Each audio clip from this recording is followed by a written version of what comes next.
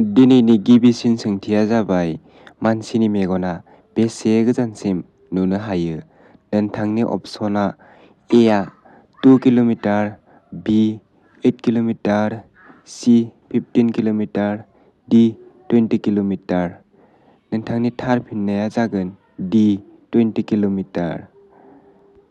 आरो गुबुन मोनसे सोंथिया जादों बबे हादराव बिफा आरो फिसाजोजों हाबा जायो? नोंथांनि अपसन ए आ जादों भारत, बि आ जादों नेपाल, सि आ जादों बांलादेश, डि आ जादों पाकिस्तान। नोंथांनि थार फिननाया जागोन सि बांलादेश। आरो गुबुन मोनसे सोंथिया जादों बबे मैगंखौ जायोब्ला थैया साफा जायो? नोंथांनि अपसन ए आ जादों आलु, बि आ जादों गाजर, सि आ जादों केरेला, डि आ जादों फान्थाव। नोंथांनि थार एन्सारा जागोन सि केरेला। बबे हादराव टमाटारखौ नागिरना दिहुननाय जादोंमोन? नोंथांनि अपसनफोरा जादों ए आ जादों भारत, बि आ जादों जापान, सि आ जादों आमेरिका, डि आ जादों पाकिस्तान।